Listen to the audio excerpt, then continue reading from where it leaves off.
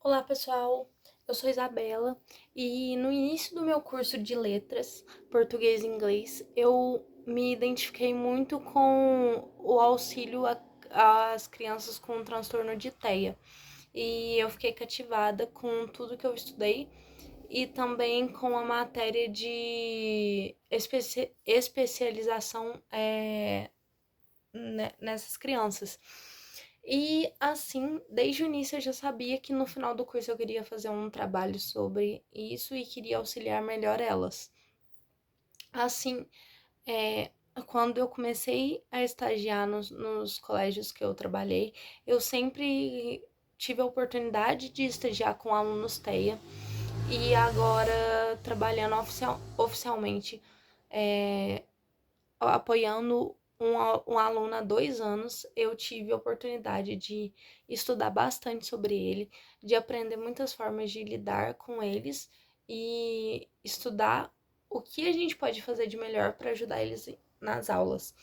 É, Desde o início, o meu aluno ele tinha muita dificuldade, muita rigidez para prestar atenção nas aulas de linguagens e na escrita e leitura de todas as atividades diárias que a gente tinha.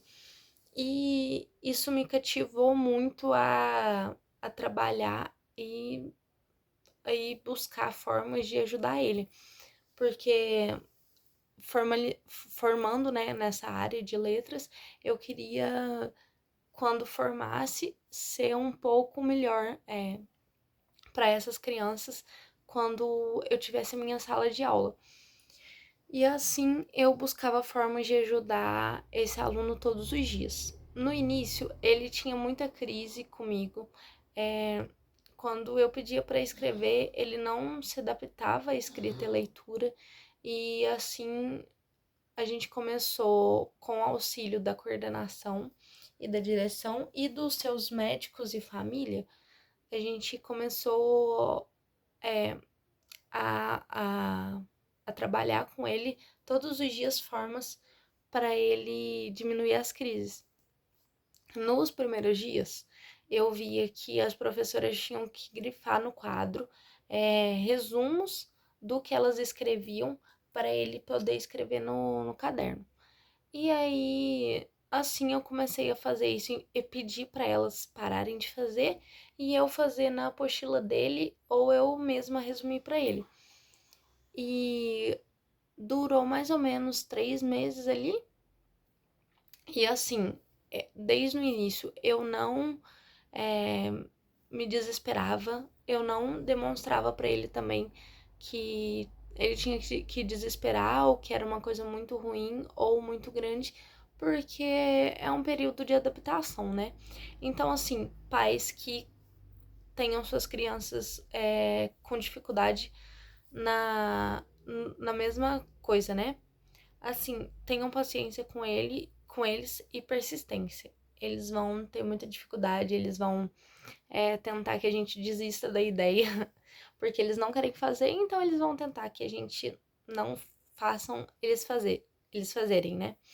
E o maior, a maior das coisas que a gente tem que ter durante todo esse período é a persistência e a calma com eles. Porque a gente ficar nervoso ou a gente se desesperar e estressar junto com eles também não vai dar certo. Eu, desde o início, conversava com ele bastante. Ele não gostava de escutar na maioria das vezes, mas eu tentava conversar com ele.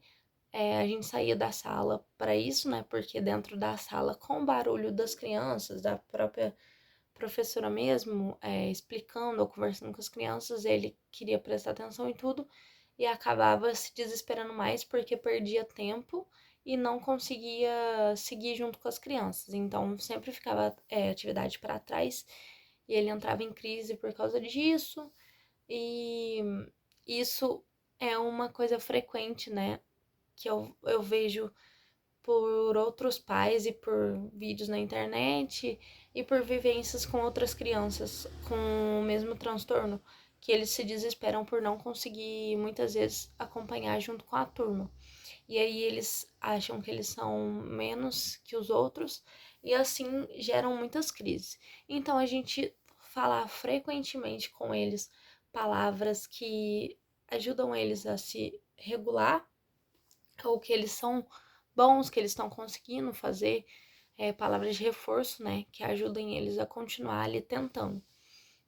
No começo é muito difícil mesmo, eles vão desesperar muito, mas a persistência tem que estar ali. A médica dele me informava que era bom a gente não desistir, a gente não fazer as vontades dele, porque em casa já tinha muito isso, ele fazia muitas vezes mais as coisas que ele queria do que as que eram necessárias, então na escola tinha que ter um reforço ali, né, de que ele não poderia fazer o que ele queria.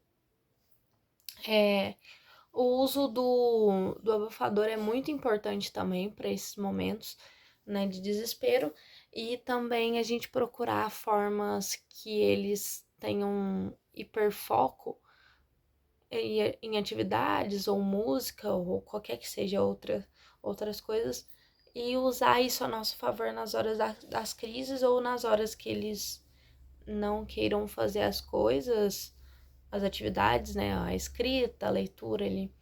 E eu vi assim que a gente iniciando de pouquinho em pouquinho, por exemplo, os seus filhos, na hora que eles não quiserem escrever. Aí a gente pede, vamos escrever uma palavrinha só, ou 3 letras e depois eu escrevo as outras 3 da palavra. E separando assim por passos. Porque assim eles vão se acostumando, que eles vão realmente ter que fazer aquilo, mas eles vão se acostumando aos poucos e assim vai se tornando mais tranquila, né? A jornada ali. Eu vi aqui, se eu pedi para ele no começo e eu vi que deu certo, continuei. E assim, hoje em dia ele consegue ler um texto inteiro e ele consegue escrever também um texto inteiro, isso é muito bom. Assim, muitas vezes ele desespera no final do texto, quando é grande, porque o ato ali de falar muitas coisas uma atrás da outra, estressa ele. Então eu vejo que no final dos textos ele ainda não vai bem. Ou ele grita ou ele quer sair da sala. E se acontecer isso aí nas suas casas, é normal, eles vão se acostumando, a gente vai trabalhando aos poucos. E é importante também a família e a escola não querer fazer as atividades no tempo da escola ou dos pais.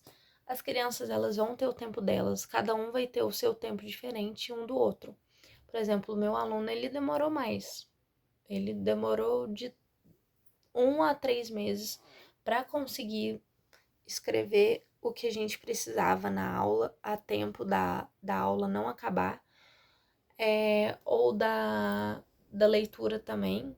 A gente precisa sair muitas vezes da sala no começo, então não se preocupem, isso no começo vai ser bem frequente, né? As saídas de sala para eles se autorregularem, ou na hora da atividade em casa, parar um pouquinho, deixar descansar, brincar e depois voltar, para ver se consegue, então, ali a persistência é a que mais vai ser trabalhada durante o período estudantil dos alunos.